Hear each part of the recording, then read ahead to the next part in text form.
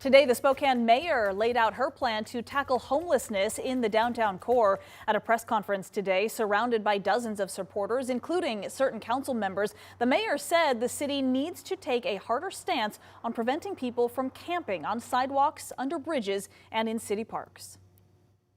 We make it easy to be homeless. And I know that's not a popular thing for some people to hear, but we instead, these ordinances and their updates are not to push people around, but it is to push them into assistance. So KREM 2's Janelle Finch was there today when the mayor outlined her plan and also talked with council members about their concerns. Today, Mayor Woodward announced her proposed changes to City Council's efforts on reintroducing camping ordinances. A city press release says the mayor's recommendations are a compromise with council, but City Council President Breean Beggs says this is the first time he's hearing about the mayor's recommendations, and that's not the way to get City Council votes.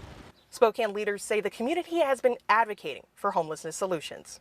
We know from feedback that people are nearly unanimous in their desire for something to be done about public camping. City Council President Breean Beggs and Councilmember Lori Kinnear's ordinance limits where people can set up a tent on city-owned property.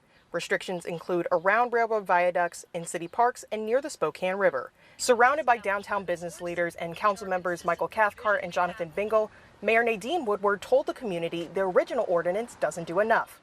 She says more places downtown need to be restricted. That ordinance proposal does not go far enough. It has some of the elements of this proposal, but it does not include the downtown bid district or the police precinct district. And that's where we want to be able to see enforcement and improvement. But Beggs says those additions would make the ordinance unconstitutional, putting serious limits on where people can go.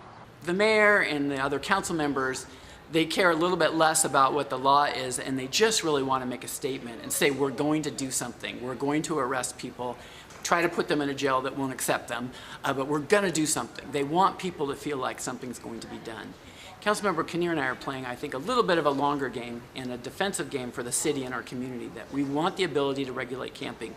We're not going to risk it in a court on an ordinance that's overreaching. Beggs says the mayor's recommended ordinance could push tents further into residential neighborhoods. He says a major component to moving this issue forward is conversation. He says he was not invited to the mayor's press conference, and if the mayor wants enough votes to get the ordinance passed, she needs to have a discussion with all other council members involved.